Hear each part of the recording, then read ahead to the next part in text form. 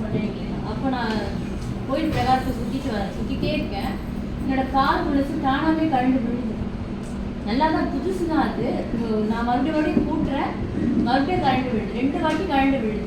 ஆனால் இறைவன் தான் என்னை கேட்குறாருன்னு எனக்கு தெரியுது கொடுக்க. ஆனால் நம்ம சரி கோவில் போயிட்டு எப்படி நான் ஒரு கால் கொலுசை எப்படி போடுதுன்ற ஒரு இதில் தான் நான் வந்தேன். நான் ஏகாம்பரநாதர் கோயில் நான் வெளியில் வரும்போது அந்த நிலம் அன்புன்றப்ப அப்படி ஒரு 3 அடி புயல் இல்லை, மழை இல்லை, காற்று எதுவுமே இல்லை.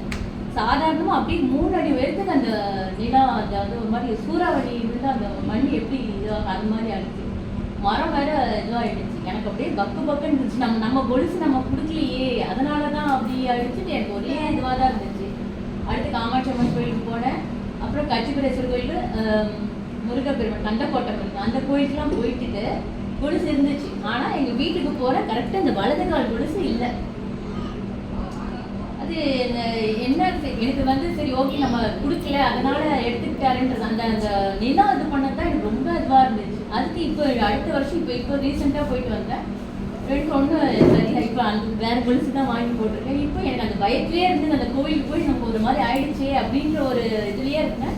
இப்போ போனதுனால எனக்கு ஒன்றுமே பிரச்சனை இல்லை. அப்புறம் ரீசெண்டாக கும்பாபிஷேகம் நடந்துச்சு. வெள்ளை நிற ஆடை இருந்தாலும் எனக்கு சொல்லும் போல இருந்துச்சு. அப்போ நல்லா கும்பாபிஷேகம் நல்லா பார்த்து சாமியும் அப்போ எல்லாமே வெள்ளை உடையில தான் இருந்தாங்க. சொல்ல கந்தக்கோட்டம் முருகன் கோயிலுக்கும் போனேன். அவரும் வெள்ளை உடையில தான் அந்த பட்டு இதோட தான் இருந்தார். வேல் நல்ல பெரிய வேல் தாங்கிட்டு இருந்தார். அப்புறம் கைலாயநாதர் கோயிலுக்கு போனேன்.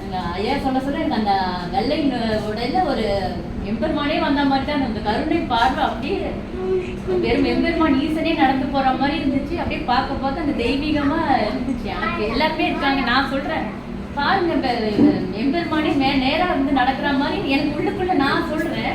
ஆனா அவங்களுக்கு சாதாரணமா இருக்காங்க. அவள உடனே அந்த அவங்களோட சீடர்கள்லாம் வெள்ளைய வாடலாம் வாங்க அப்படின்ற மாதிரி நான் மனசுக்குள்ள இருக்கிறவங்க பாருங்க எம்பெருமானே நடந்து போறாரு அப்படின்னு ரொம்ப அந்த நான் அவர் பார்த்தோன்னே அமைதியே கொஞ்ச நேரம் கண்ணை மூடிட்டேன்.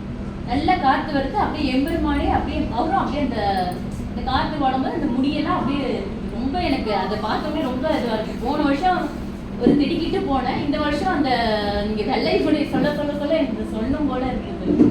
அது கைலாயநாதரே அது வந்த மாதிரி கைலாயநாதர் கோயில் இருக்கு காஞ்சிபுரத்தில். அது ரொம்ப அந்த கருணை பார்வை ரொம்ப நல்லா இருந்துச்சு. தெய்வீக பார்வை மாதிரி தான் இருக்கு. கொடுத்த மாதிரி போன வருஷம் அதுதான் இந்த பயத்தில் இருந்தேன். அது இந்த வருஷம் கொஞ்சம் கிளியர் ஆயிடுச்சு. அது அம்மா கேட்டேன் இந்த மாதிரி முன்னோர்கள் வினைகள் ஏதோ இருந்தாலும் அந்த ஏதோ செஞ்ச பாவம் போல இருக்கு. அதுதான் அந்த மண்ணை இதுவாயிடுச்சு. ஆனால் கொலுசு கொடுக்கணும் போல இருந்துச்சு. சரி இப்போ நான் என்னால் அந்த இனிமே இதா மாதிரி இப்போ இங்கே ரீசெண்டாக தந்தையார் இறந்தப்போ அவர் பஜனைலாம் பாடுவாங்க. அவருக்கு பஜனை வச்சதுக்கப்புறம் இந்த மாதிரி திண்டிவனத்தில் தான் அவங்க வந்தாங்க. அவங்க ஃபுல்லாக எங்கள் தந்தையார் இறுதி சடங்கு வரைக்குமே சொன்னாங்க. அவங்க முன் ஜென்மத்தில் இவங்க நல்ல புண்ணியம் தான் பண்ணியிருக்காங்க. விஷ்ணு அவதாரம் நான் மிகைப்படுத்தி சொல்லலை. இங்கே வெள்ளையோட இந்த வெவ்வேறுமான சிவனை 2 பேரும் கம்பைன் பண்ணி சொன்னதுனால எனக்கு சொன்னும் போல தோணுச்சு. இறுதி சடங்கு வரைக்குமே அந்த தர்பையில சந்திச்சப்புறம் இது இந்த விஷயத்துல தான் இவங்க இதாகி புண்ணிய ஆன்மா அப்படிதான் இருக்காங்க. என்னோட சகோதரர் மரணம் 3 வருஷம் ஆயிடுச்சு. அதுலேருந்தே எனக்கு ரொம்ப வெறுப்புல ஆன்மீக தேடலே போயிட்டு ஒவ்வொரு தேடல தான் எனக்கு இந்த மாதிரி எல்லாம் கிடைச்சிது.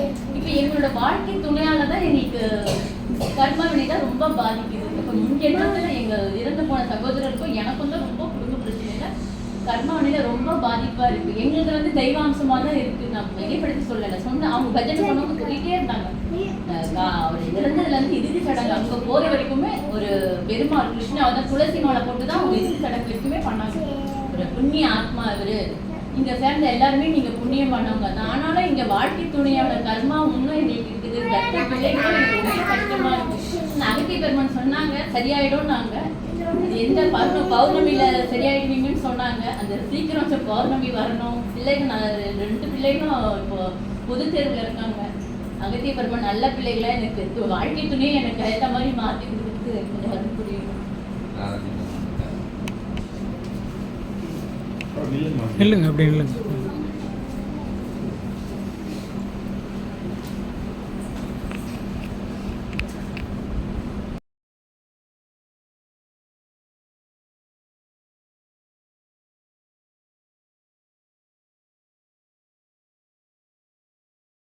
இறைமகா பேராற்றல்கள் உடைசூழ வளம் வந்து அற்புத நிலையாய் ஆதிகாலை பொழுது முதல் துவங்கிய சற்சங்க நிகழ்வென்பது நல் நிலையோடு அமுத பரிமாற்ற நிகழ்வு, அன்னதான அமுத பரிமாற்ற நிகழ்வுதனை ஏற்று நின்று அத்துணை கணங்களும் உணவருந்தி சிவமகா வாழை சித்த நிலையோடு அருள் தவ நிலைக்குள் அமர்ந்து ஏற்றமுற அவன் உரைகளுக்குள் இருக்கும் கணங்களினுடைய உயரிய உரை நிலை என்பது, கணங்களினுடைய உயரிய உரைநிலை என்பது மானிடர்களை உரைய வைக்கின்ற உரையாக, உள்ளுக்குள் மானிடர்களுக்குள் இருக்கும் கரும வினைகளை ஒரு கணம் உரைய வைக்கின்ற உரையாக, அவ்வினைகளே உற்று நோக்குகின்ற உரையாடலாக சச்சங்க நிகழ்வு துவங்கி நடைபெற்று கொண்டிருக்கின்ற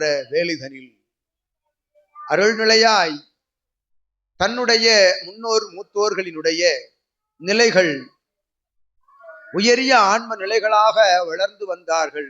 அவரவர்களினுடைய இகலோக நிலை விட்டு பெறுகின்ற வேலை வரை சான்றோரின் கூற்று நல் ஆன்மீக நிலை கொண்டே இருந்தது என்று கூறுகின்ற நிலை யாம் உரைத்தவாறு முன்னோர்கள் மூத்தோர்கள் எல்லாம் கண்டிருப்பீர்கள். அமைதியாக வளம் வந்த முன்னோர்களை காணலாம் என்று. அதில் ஒருவராக உனது தந்தையாரையும் யாம் போற்றுகின்றோம் மகிழ்வுடன் சீடரே. அந்நிலை போல் அற்புத நிலை கொண்டு வழி வழியாக வருகின்ற கர்ம நிலைகள், படிப்படியாய் வாழ்க்கையில் வருகின்ற இடர் இன்னல் இன்ப துன்பங்கள் யாவையும் ஞான நிலை கொண்டு உற்று நோக்குகின்ற பொழுது இவன் உரைத்தவாறு பெற்ற இடத்தில் வழங்குகின்ற நிலைகளில் வருகின்ற மாற்று கை மாற்று நிலையே என்னும் அந்நிலைக்குள் இருந்தும் ஆராய்ந்து அமைதி கொண்டு இருந்த பொழுதும் அகத்தியன் உரைத்தான். ஆகம நிலைகள் முழுமதி நன்னாளுக்குள் அந்நிலை நடந்தேறுகின்ற சூழல் என்று யாம் உரைக்கின்றோம். வெளிநிலையில் உரைநிலையில் உரைக்கின்ற பொழுது அதிலிருந்து அனைத்திலிருந்தும் விடுபட்டு விட்டோம் என்கின்ற நிலை வந்த பொழுதும் ஒவ்வொருவருடைய கண்களை கண்டும் அகத்தியனும் சிவமகா வாழை சித்தனும் கூறிவிடுவோம், நீர் இன்னும் பக்குவம் எட்டவில்லை என்று அகத்தியன் உரைக்கின்றார். இரு கண்களை உற்று நோக்குகின்ற பொழுது தெரியும் ஆசானுக்கும் சீடனுக்கும் வந்து நிற்கின்ற சீடன் தொடர்பாளன் என் நிலையில் வந்து நின்று கொண்டிருக்கின்றான் என்று உள்ளுக்குள் சலன சஞ்சலங்களை வேறறுத்து அற்புத நிலையாய் பயணப்படுகின்ற பொழுது சபை நாடி சபையை சச்சங்க பெருவிழாக்கள் நாடி வருகின்ற பொழுதும் ஏற்றம் நிச்சயம் உரைத்த அந்நாளில் தொடங்கி நடைபெறுவதற்குரிய ஆற்றல் கொண்ட ஆசிகளை அகத்தியன் மற்றொரு நிலை ஆசியாக வழங்கி அருள்நிலையாய் யாம் உரைத்த ஆகமங்களின் நிறைவு நிலைகள் எல்லாம் நிறைவேறி வருகின்ற காலமதில் வினையறுக்கும் வேறறுக்கும் சஷ்டி நாளன்று, அருள் சஷ்டி நாளன்று ஒரு முறை மருதமலை சென்று திரும்ப அகத்தியன் நல்ல ஆசிகள் வழங்கி மகிழ்கின்றார்.